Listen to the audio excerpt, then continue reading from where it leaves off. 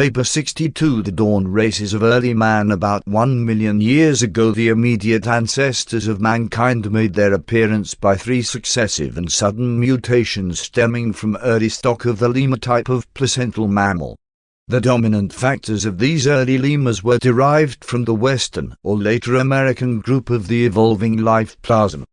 But before establishing the direct line of human ancestry, this strain was reinforced by contributions from the Central life implantation evolved in Africa.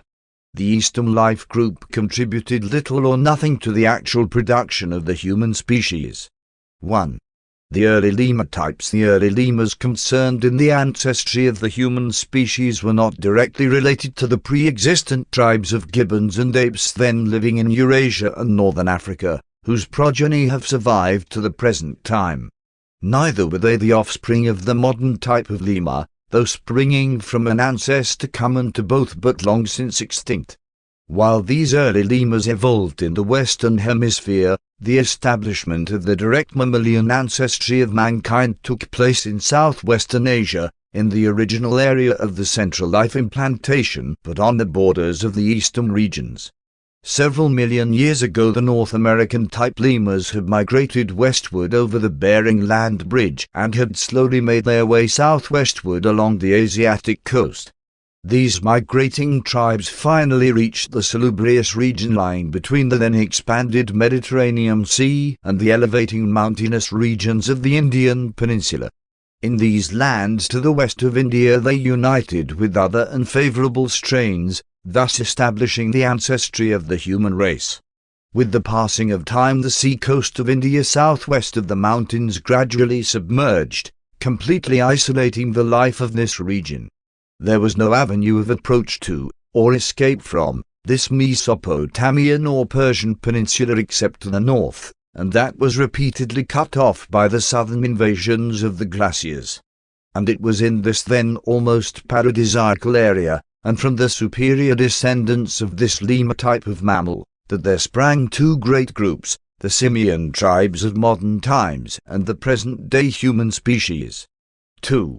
The Dawn Mammals. A little more than 1 million years ago, the Mesopotamian Dawn Mammals, the direct descendants of the North American lemur type of placental mammal, suddenly appeared. They were active little creatures, almost 3 feet tall, and while they did not habitually walk on their hind legs, they could easily stand erect. They were hairy and agile and chatted in monkey-like fashion, but unlike the simian tribes, they were flesh-eaters. They had a primitive opposable thumb as well as a highly useful grasping big toe. From this point onward, the pre-human species successively developed the opposable thumb, while they progressively lost the grasping power of the great toe. The later ape tribes retained the grasping big toe, but never developed the human type of thumb.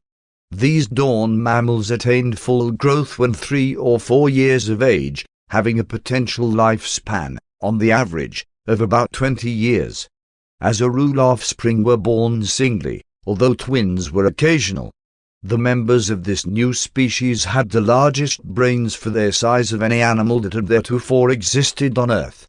They experienced many of the emotions and shared numerous instincts which later characterized primitive man, being highly curious and exhibiting considerable elation when successful at any undertaking.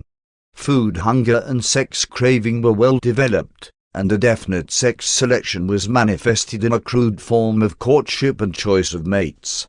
They would fight fiercely in defense of their kindred and were quite tender in family associations, possessing a sense of self-abasement bordering on shame and remorse. They were very affectionate and touchingly loyal to their mates, but if circumstances separated them, they would choose new partners. Being small of stature and having keen minds to realize the dangers of their forest habitat, they developed an extraordinary fear which led to those wise precautionary measures that so enormously contributed to survival, such as their construction of crude shelters in the high treetops which eliminated many of the perils of ground life. The beginning of the fear tendencies of mankind more specifically dates from these days. These dawn mammals developed more of a tribal spirit than had ever been previously exhibited. They were, indeed, highly gregarious, but nevertheless exceedingly pugnacious when in any way disturbed in the ordinary pursuit of their routine life, and they displayed fiery tempers when their anger was fully aroused. Their bellicose natures, however, served a good purpose. Superior groups did not hesitate to make war on their inferior neighbors, and thus, by selective survival, the species was progressively improved. They very soon dominated the life of the smaller creatures of this region, and very few of the older non-carnivorous monkey-like tribes survived. These aggressive little animals multiplied and spread over the Mesopotamian peninsula for more than 1,000 years, constantly improving in physical type and general intelligence. And it was just 70 generations after this new tribe had taken origin from the highest type of lemur ancestor that the next epoch-making development occurred, the sudden differentiation of the ancestors of the next vital step in the evolution of human beings on Urantia. 3. The mid-mammals. Early in the career of the Dawn Mammals, in the treetop abode of a superior pair of these agile creatures, twins were born, one male and one female. Compared with their ancestors, they were really handsome little creatures. They had little hair on their bodies, but this was no disability as they lived in a warm and equable climate. These children grew to be a little over 4 feet in height. They were in every way larger than their parents, having longer legs and shorter arms. They had almost perfectly opposable thumbs, just about as well adapted for diversified work as the present human thumb. They walked upright, having feet almost as well suited for walking as those of the later human races. Their brains were inferior to, and smaller than, those of human beings, but very superior to, and comparatively much larger than, those of their ancestors. The twins early displayed superior intelligence and were soon recognized as the heads of the whole tribe of Dawn Mammals, really instituting a primitive form of social organization and a crude economic division of labor. This brother and sister mated and soon enjoyed the society of 21 children much like themselves, all more than 4 feet tall and in every way superior to the ancestral species. This new group formed the nucleus of the mid-mammals. When the numbers of this new and superior group grew, great war, relentless war, broke out. And when the terrible struggle was over, not a single individual of the pre-existent and ancestral race of Dawn Mammals remained alive. The less numerous but more powerful and intelligent offshoot of the species had survived at the expense of their ancestors. And now, for almost 15,000 years, 600 generations, this creature became the terror of this part of the world. All of the great and vicious animals of former times had perished. The large beasts native to these regions were not carnivorous, and the larger species of the cat family, lions and tigers, had not yet invaded this peculiarly sheltered nook of the earth's surface. Therefore did these mid-mammals wax valiant and subdue the whole of their corner of creation. Compared with the ancestral species, the mid-mammals were an improvement in every way. Even their potential lifespan was longer, being about 25 years. A number of rudimentary human traits appeared in this new species. In addition to the innate propensities exhibited by their ancestors, these mid-mammals were capable of showing disgust in certain repulsive situations. They further possessed a well-defined hoarding instinct. They would hide food for subsequent use and were greatly given to the collection of smooth round pebbles and certain types of round stones suitable for defensive and offensive ammunition. These mid-mammals were the first to exhibit a definite construction propensity, as shown in their rivalry in the building of both treetop homes and their many tunneled subterranean retreats. They were the first species of mammals ever to provide for safety in both arboreal and underground shelters. They largely forsook the trees as places of abode, living on the ground during the day and sleeping in the treetops at night. As time passed, the natural increase in numbers eventually resulted in serious food competition and sex rivalry, all of which culminated in a series of internecine battles that nearly destroyed the entire species. These struggles continued until only one group of less than 100 individuals was left alive. But peace once more prevailed, and this lone surviving tribe built anew its treetop bedrooms and once again resumed a normal and semi-peaceful existence. You can hardly realize by what narrow margins your pre-human ancestors missed extinction from time to time. Had the ancestral frog of all humanity jumped 2 inches less on a certain occasion, the whole course of evolution would have been markedly changed. The immediate lemur-like mother of the Dawn mammal species escaped death no less than 5 times by mere hairbreadth margins before she gave birth to the father of the new and higher mammalian order. But the closest call of all was when lightning struck the tree in which the prospective mother of the primates twins was sleeping. Both of these mid-mammal parents were severely shocked and badly burned. 3 of their 7 children were killed by this bolt from the skies. These evolving animals were almost superstitious. This couple whose treetop home had been struck were really the leaders of the more progressive group of the mid-mammal species, and following their example, more than half the tribe, embracing the more intelligent families, moved about 2 miles away from this locality and began the construction of new treetop abodes and new ground shelters, their transient retreats in time of sudden danger. Soon after the completion of their home, this couple, veterans of so many struggles, found themselves the proud parents of twins, the most interesting and important animals ever to have been born into the world up to that time, for they were the first of the new species of primates constituting the next vital step in pre-human evolution. Contemporaneously with the birth of these primates twins, another couple, a peculiarly retarded male and female of the mid-mammal tribe, a couple that were both mentally and physically inferior, also gave birth to twins. These twins, 1 male and 1 female, were indifferent to conquest. They were concerned only with obtaining food and, since they would not eat flesh, soon lost all interest in seeking prey. These retarded twins became the founders of the modern simian tribes.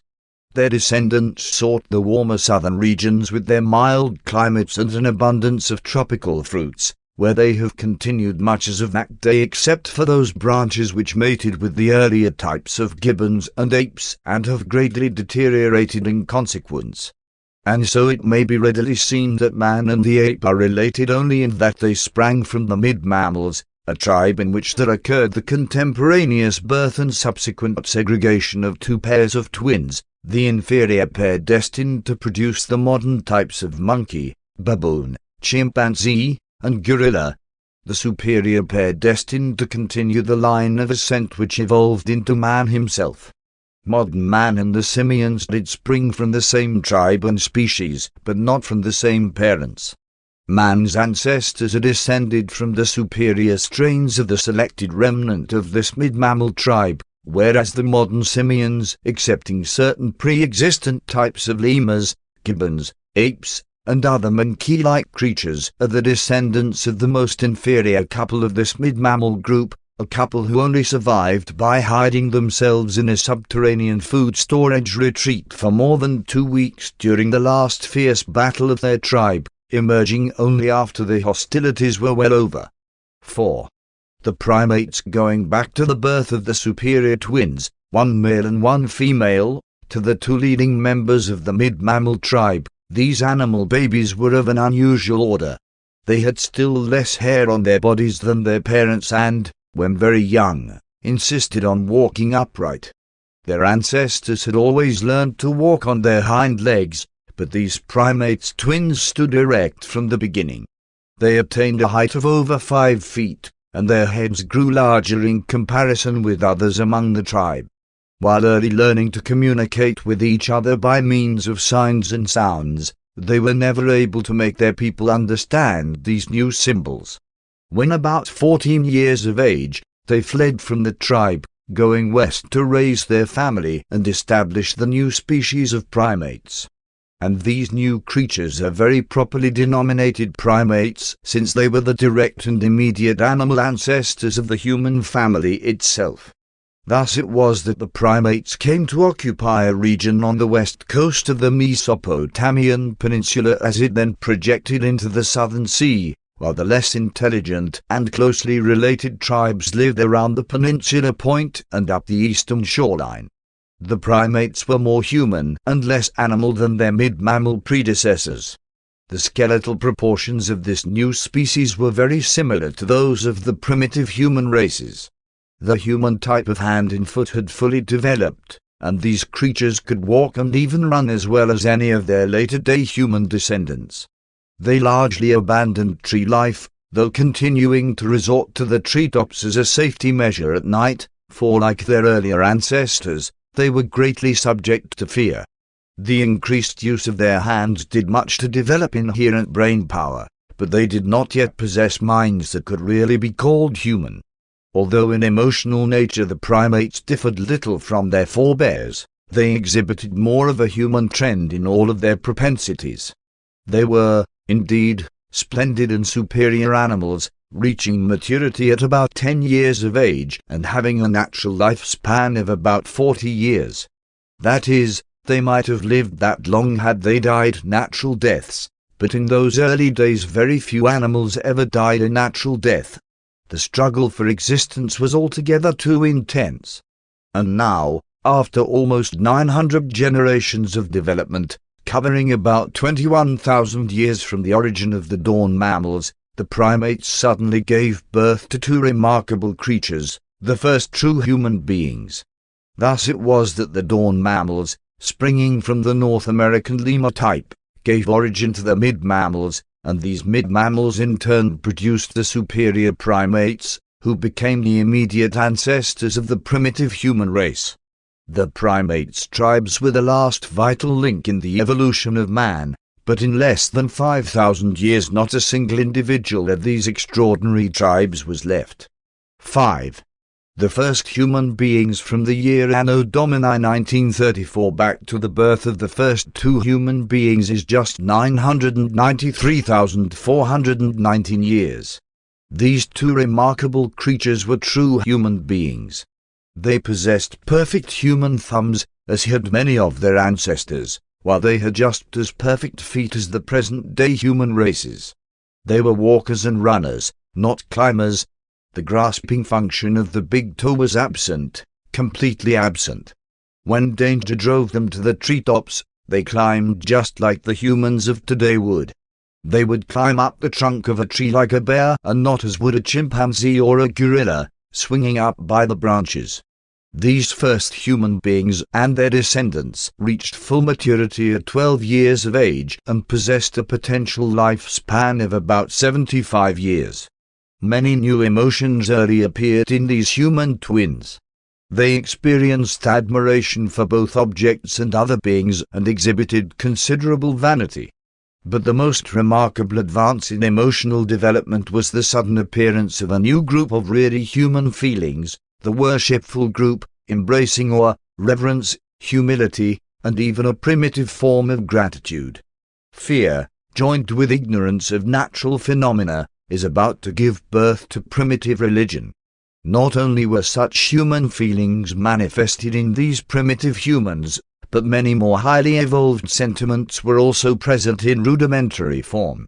They were mildly cognizant of pity, shame, and reproach and were acutely conscious of love, hate, and revenge, being also susceptible to marked feelings of jealousy. These first two humans, the twins, were a great trial to their primates' parents. They were so curious and adventurous that they nearly lost their lives on numerous occasions before they were 8 years old. As it was, they were rather well scarred up by the time they were 12. Very early they learned to engage in verbal communication. By the age of 10 they had worked out an improved sign and word language of almost 100 ideas and had greatly improved and expanded the crude communicative technique of their ancestors. But try as hard as they might, they were able to teach only a few of their new signs and symbols to their parents. When about 9 years of age, they journeyed off down the river one bright day and held a momentous conference. Every celestial intelligence stationed on Urantia, including myself, was present as an observer of the transactions of this noontide tryst. On this eventful day they arrived at an understanding to live with and for each other, and this was the first of a series of such agreements which finally culminated in the decision to flee from their inferior animal associates and to journey northward, little knowing that they were thus to found the human race. While we were all greatly concerned with what these two little savages were planning, we were powerless to control the working of their minds. We could not, arbitrarily influence their decisions. But within the permissible limits of planetary function, we, the life carriers, together with our associates, all conspired to lead the human twins northward and far from their hairy and partially tree-dwelling people. And so, by reason of their own intelligent choice, the twins did migrate, and because of our supervision they migrated northward to a secluded region where they escaped the possibility of biologic degradation through admixture with their inferior relatives of the primates tribes. Shortly before their departure from the home forests they lost their mother in a gibbon raid.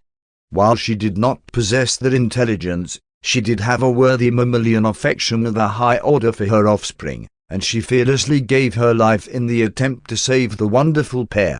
Nor was her sacrifice in vain, for she held off the enemy until the father arrived with reinforcements and put the invaders to rout. Soon after this young couple forsook their associates to found the human race. Their primate's father became disconsolate. He was heartbroken. He refused to eat, even when food was brought to him by his other children. His brilliant offspring having been lost, life did not seem worth living among his ordinary fellows. So he wandered off into the forest, was set upon by hostile gibbons and beaten to death. 6. Evolution of the human mind. We, the life carriers on Urantia, had passed through the long vigil of watchful waiting since the day we first planted the life plasm in the planetary waters, and naturally the appearance of the first really intelligent and volitional beings brought to us great joy and supreme satisfaction. We had been watching the twins developmentally through our observation of the functioning of the 7 agitant mind-spirits assigned to Urantia at the time of our arrival on the planet. Throughout the long evolutionary development of planetary life, these tireless mind ministers had ever registered their increasing ability to contact with the successively expanding brain capacities of the progressively superior animal creatures. At first only the spirit of intuition could function in the instinctive and reflex behavior of the primordial animal life. With the differentiation of higher types, the spirit of understanding was able to endow such creatures with the gift of spontaneous association of ideas. Later on we observed the spirit of courage in operation. Evolving animals really developed a crude form of protective self-consciousness. Subsequent to the appearance of the mammalian groups, we beheld the spirit of knowledge manifesting itself in increased measure. And the evolution of the higher mammals brought the function of the spirit of council, with the resulting growth of the herd instinct and the beginnings of primitive social development. Increasingly, on down through the Dawn Mammals, the Mid Mammals, and the Primates, we had observed the augmented service of the first 5 agitants. But never had the remaining 2, the highest mind ministers, been able to function in the Urantia type of evolutionary mind. Imagine our joy one day. The twins were about 10 years old, when the spirit of worship made its first contact with the mind of the female twin and shortly thereafter with the male. We knew that something closely akin to human mind was approaching culmination. And when, about a year later, they finally resolved, as a result of meditative thought and purposeful decision, to flee from home and journey north, then did the spirit of wisdom begin to function on Urantia and in these 2 now recognized human minds. There was an immediate and new order of mobilization of the 7 agitant mind spirits. We were alive with the expectation. We realized that the long-waited-for hour was approaching. We knew we were upon the threshold of the realization of our protracted effort to evolve will creatures on Urantia. 7. Recognition as an inhabited world. We did not have to wait long.